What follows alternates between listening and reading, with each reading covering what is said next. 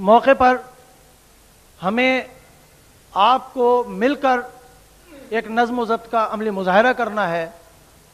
اس موقع پر جب حضور قبلہ عالم تقریر فرمائیں اس وقت کسی قسم کے نعرے یا کچھ ایسے معاملات جس میں جو ہے نا ڈسٹربنس آئے وہ آپ لوگوں نے نہیں کرنا ہے۔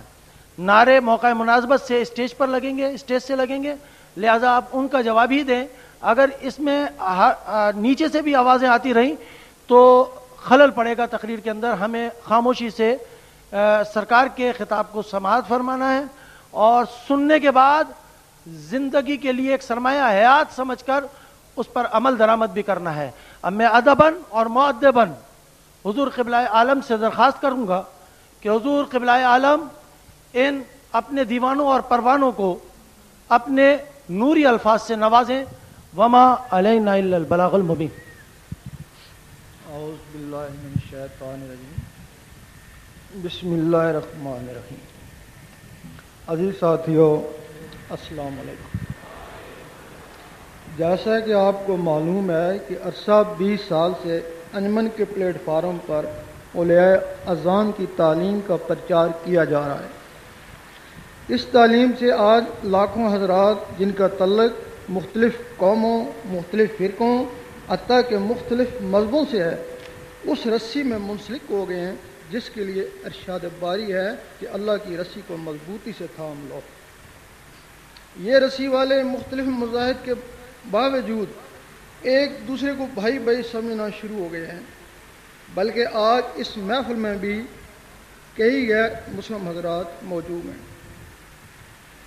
بعض لوگ اعتراض کرتے ہیں، اس فکرے پہ اعتراض کرتے ہیں کہ اللہ کی پہچان اور رسائی کے لیے روحانیت سیکھو، خواہ تمہارا تعلق کسی بھی مذہب سے ہو۔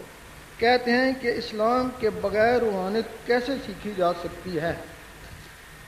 در حقیقت روحانیت کا تعلق مذہب سے نہیں بلکہ روح کی طاقت کو اجاگر کرنا ہے۔ کچھ لوگ چاند، سورج، حتیٰ کہ شمع کی روشنی کو اپنے اندر جذب کر کے کئی قسم کی صلاحیت پیدا کر لیتے ہیں، جیسا کہ ٹیلی پیتھی، ہپناٹزم یا مسمرزم وغیرہ، لیکن اس کا تعلق صرف مخلوق سے ہی ہوتا ہے، اس کے ذریعے رب تک نہیں پہنچ سکتے۔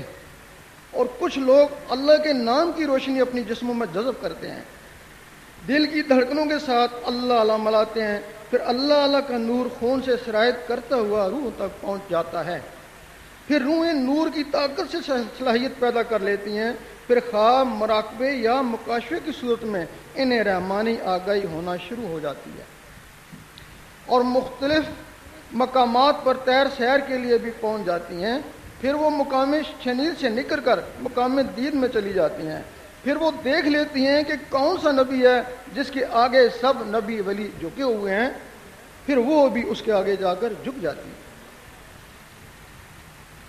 فرعون یا اس کے درباریوں نے موسیٰ علیہ السلام کو نہ پہچانا، لیکن جادو کی صلاحیت رکھنے والے ہی موسیٰ علیہ السلام کو پہچان کر ان کے اوپر ایمان لے آئے تھے۔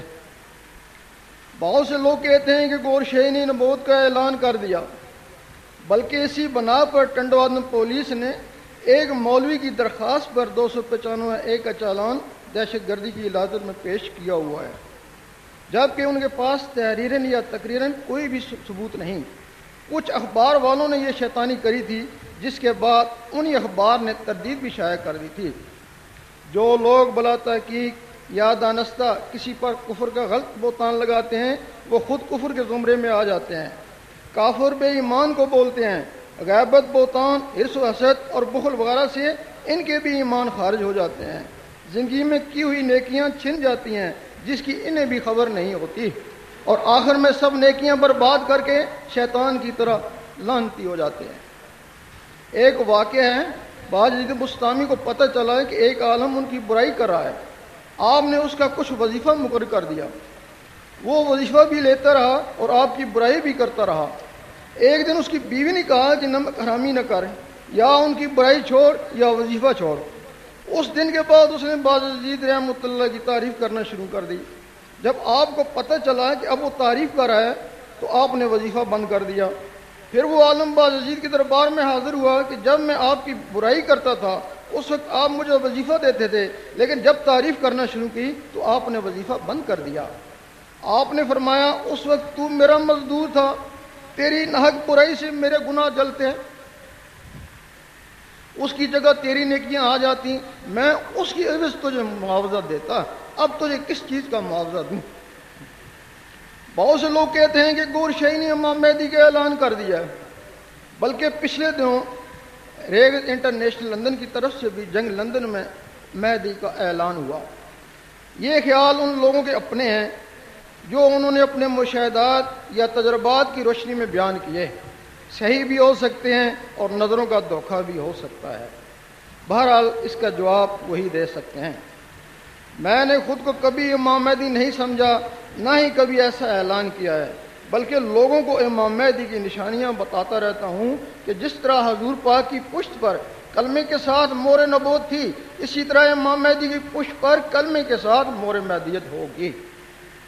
لیکن جب چاند، سورج، حجر اسود، شیو مندر، امام باہرگاہ